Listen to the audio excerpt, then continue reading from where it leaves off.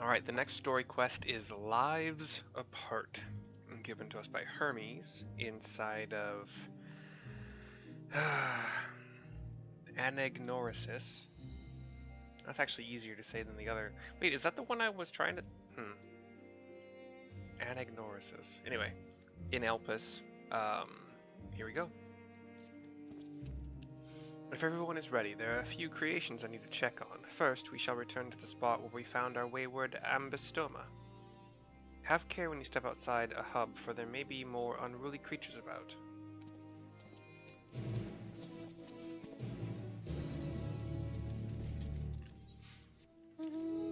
Mount up! It was a cold, dark night. So I don't know the rest of the words all right.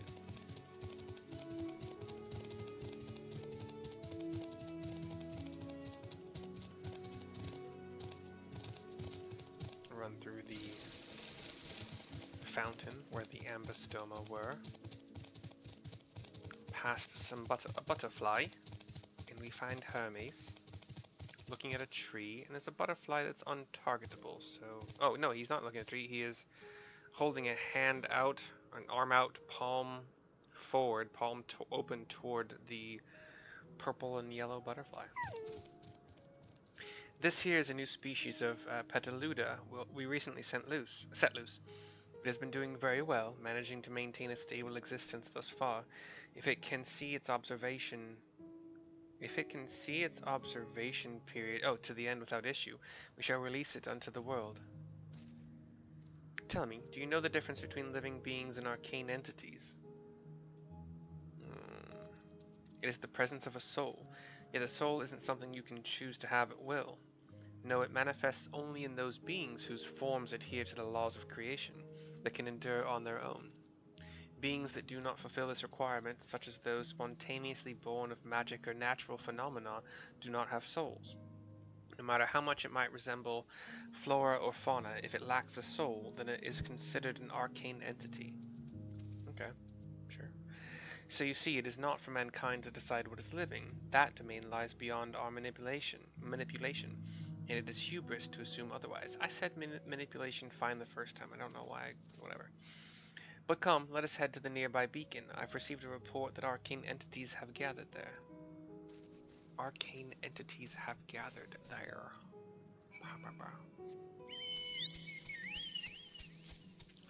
Sally sells seashells by the seashore. Sally sells seashells by the seashore. Rutabaga sweet potato. That's not a tongue twister. It's just I don't remember what... I think I may have... Was that in choir in high school? There's a point in time where I was told by somebody who has some authority and possibly a teacher that... No, wait. Was it from South Park? I don't remember. But like, if you want to have a bunch of background actors in some scene sounding like they're all talking about various things, they can all just repeat the words rutabaga sweet potato. Obviously not at the literally exact same time, but at differing times, and it's rutabaga sweet potato, rutabaga sweet potato, rutabaga, and for some reason, whether it's true or not is, up for debate, but apparently that's one way to just have background chatter that's easy. Here's Hermes with some lightning elementals. Ah, yes, lightning pneuma. That's P as in Paul, N as in Nancy, E, U, M as in Mary, A. Just as the report said. Although we call this structure a beacon due to its form, it's in fact a magical device. By manipulating the balance of elements, it keeps the isle airborne and maintains the climate thereupon. In the course of its operation, it often sees an internal shift towards a given element. Right now that element is lightning, which draws the pneuma here to replenish their ether. It appears Meteon is busy. Yeah. Oh, it's Meteon is talking to Emmet and Hythlodaeus. Would you care to assist me in her stead and feed the pneuma? Feed them? Oh. Hand something to me? By using this lightning converger, you can harness ambient lightning and focus it into a ball. A veritable feast for our dazzling friends. Go on, give it a try. We have a little destination next to one of them. where we will do a lightning converger. Do I have to hit the Numa? I'll hit the Numa just in case that's what I have to do. Okay, we've created a ball lightning that has pulses going.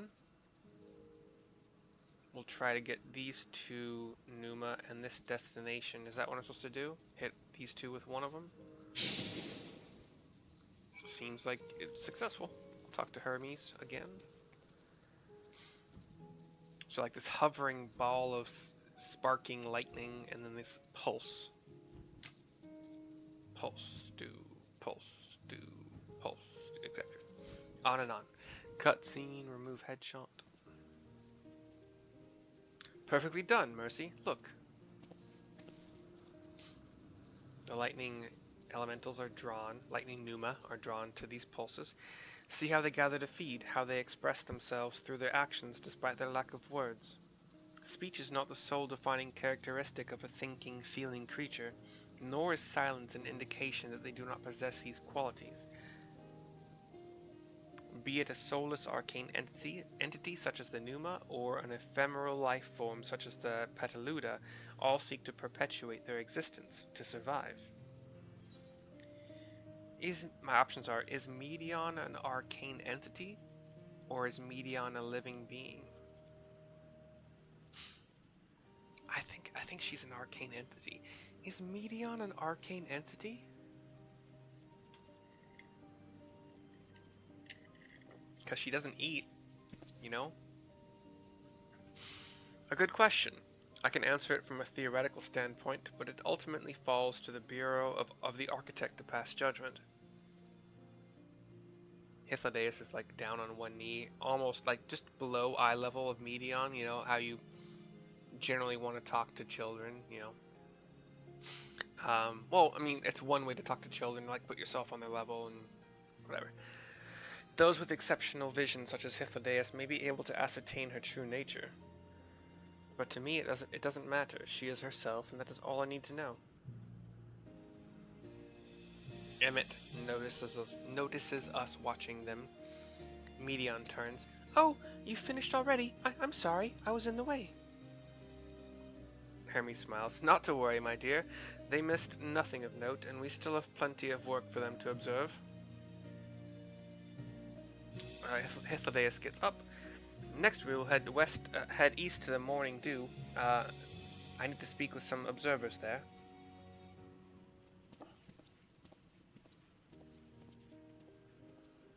Cutscene is going to end now. Fade to black as Hermes walks in a direction. And then I'm gonna kill all the lightning elementals. No, we just go.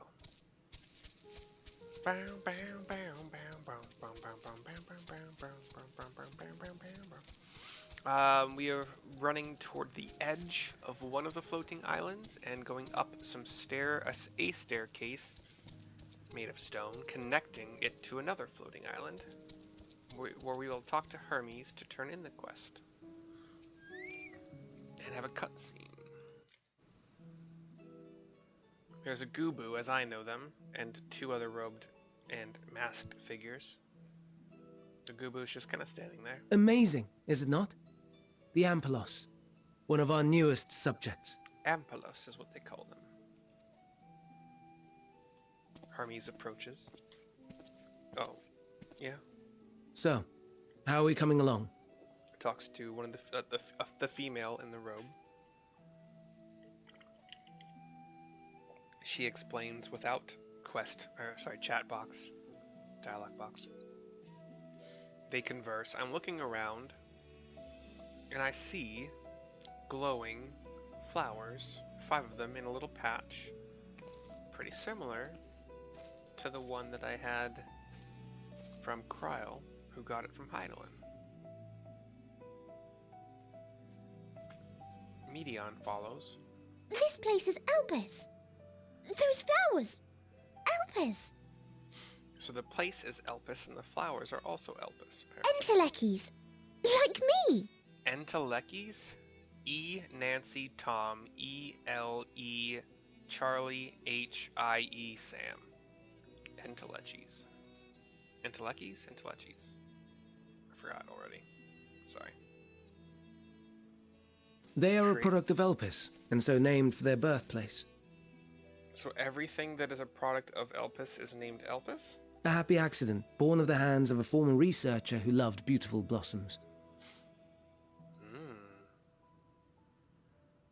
Unique for how they change color, to reflect the emotional state of those nearby. These are all glowing, kind of like a... I have my screen that may be giving like a blue filter, so I don't know the exact color, but they're kind of golden. Though be it here or elsewhere, they are seldom seen in any hue save purest white. These are not white. Reflect the emotional state, you say? By what means do they achieve this? They're kind of like golden on the more yellow end of the gold hue. In creation, there exists an energy wholly apart from ether, one driven by emotions. In like manner to how we manipulate ether, this flower is subject to the influence of said energy.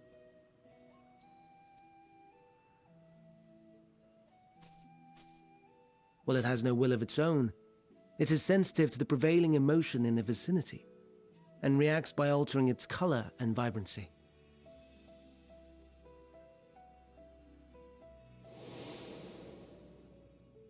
Akasha?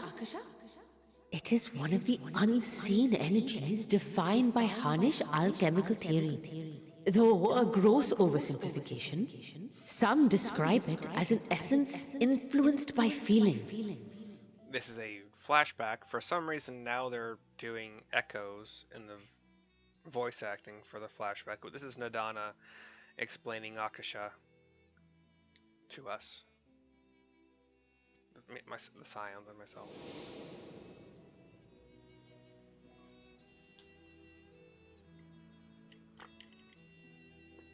Akasha. Though I'm not familiar with the term, your description suggests it is the self-same energy. Dynamis, we call it.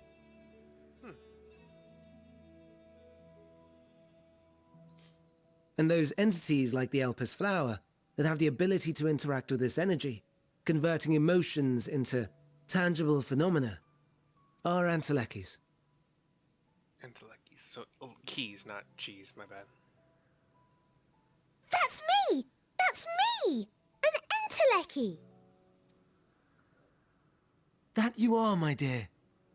And no ordinary one at that, but the first possessed of free will.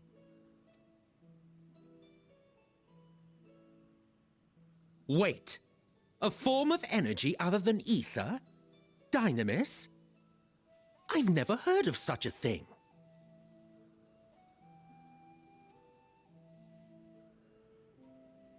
Hardly surprising. Dynamis cannot be seen, much less felt. And though its existence has long been theorized, we had no proof until the flower's serendipitous creation. What's more, Dynamis is far weaker than ether. Under normal circumstances, its effects are drowned out by the latter. On account of which, beings comprised of and reliant upon the ether, like you and I, are unable to make practical use of Dynamis. Am I also comprised of and reliant upon ether like you guys are? I think that that's probably been discussed before, and I just don't remember. 'Tis a truly esoteric thing, known to but a select few scholars. Intriguing.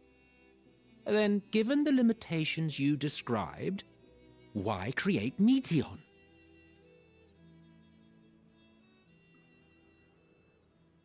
He looks to the sky. Some clouds.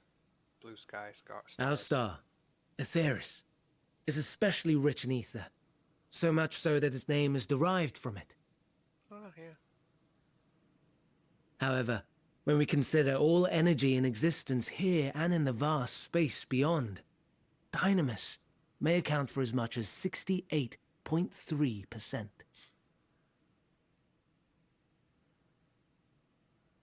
The more abundant form by far. Were we able to control it, we could open the door to limitless possibilities. 'Tis not unlike a gently flowing stream, unable to break through the dam of ether barring its path. But if we could imbue the stream with the vigor of a raging river...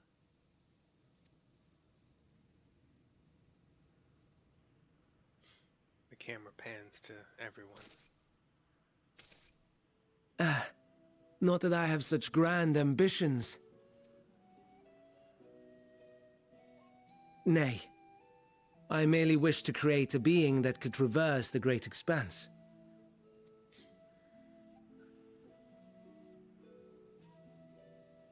The relative scarcity of ether beyond the bounds of this star was a concern, and so I looked to another source of energy by necessity.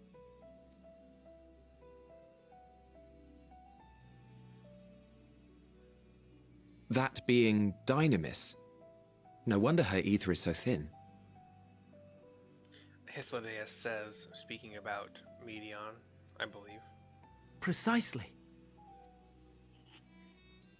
Yours is thin too. Like an entelechy. Like me. So, are we the same? Entelecchies. My options are, sure, I don't see why I couldn't be one, or, well, I have been known to transcend my limits with nothing but determination, or, if I'm thin, it's because Emmett Selk didn't do a proper job. Well, I have been known to transcend my limits with nothing but determination. And cross my arms. That sounds more akin to the desperate flailings of a wild beast when facing imminent death. Alright, Emmett. Buttface. A deficit of ether alone does not an entelechy make. It would, however, make it easier for you to interact with Dynamis. And limited though its influence may be, this quality could prove the difference between victory and defeat. You do well not to underestimate it. Underestimate my fist in your face. No, we're good. The Gubu, or whatever Oh they call dear. it. I'd forgotten about the poor fellow. You must excuse me a moment while I go and verify a few more things. Gave just a little bit of a roar, like impatience, but nothing aggressive. The cutscene pans up as he and Medion go to check out the Gubu. Lives apart seems to be complete. We'll see if there's an extra cutscene. Kind of looks like there might be. Usually these, nope. I'll say usually they don't end on a black screen, but they did this time. All right. Quest is over. The video is over. I will see you next time, and I hope you enjoyed. Bye-bye.